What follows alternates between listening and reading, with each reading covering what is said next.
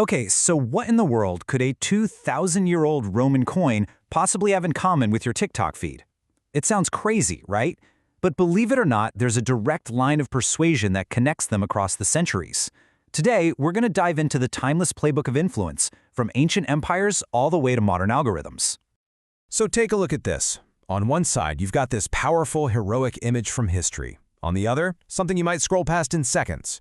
They look like they're from different planets, but the psychological tactics they use to influence you, they're pretty much the exact same ones at play in a viral TikTok video.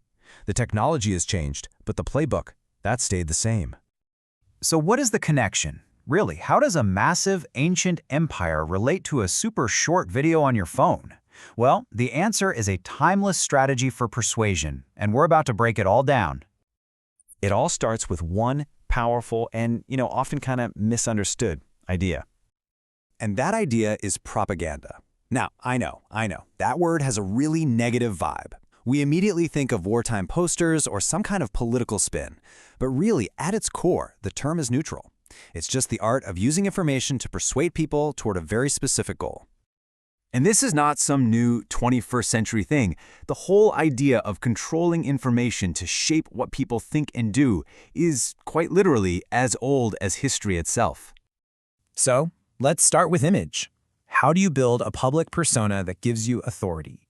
It doesn't matter if you're an emperor or a TikTok influencer, the goal is exactly the same. And what's so fascinating is how the methods change, but the goal stays the same, right? Ancient rulers built massive monuments and claimed they were chosen by the gods. Modern influencers carefully curate their feeds and build trust with personal stories. Emperor Augustus wrote down his life's work. An influencer does a similar thing by appealing to your logic, your emotions, and their own credibility to win you over. Let's look at some real examples. Julius Caesar, he put his face on coins. That was the mass media of his time. It showed his power in every corner of the empire. Or Hammurabi, who claimed his laws came directly from a god, which, makes them pretty hard to argue with. And Augustus, he literally called his autobiography The Achievements of the Deified Augustus. Super subtle, right? But incredibly effective. Okay, now, jump back to your phone.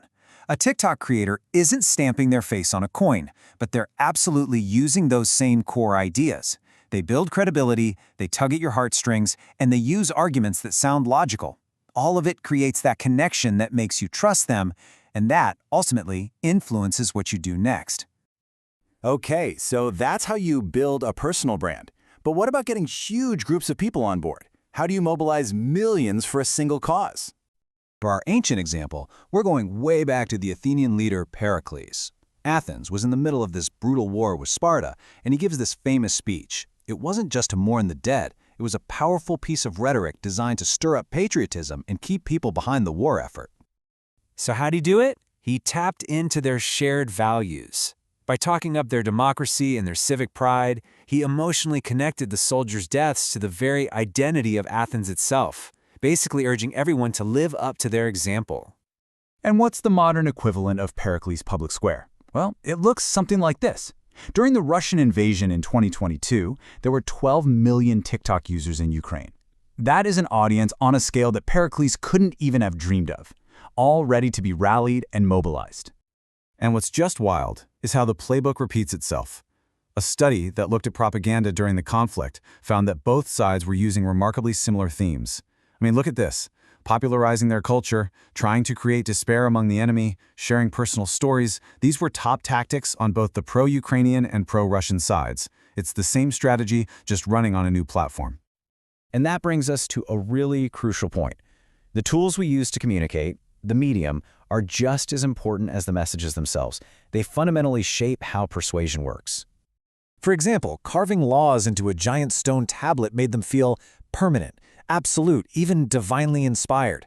Then centuries later, at the printing press let someone like Martin Luther spread his ideas so fast he could challenge the most powerful institution in Europe. See, every new medium sparks a revolution in persuasion. So what's our revolutionary technology today? It's not a physical thing like a printing press. It's the algorithm.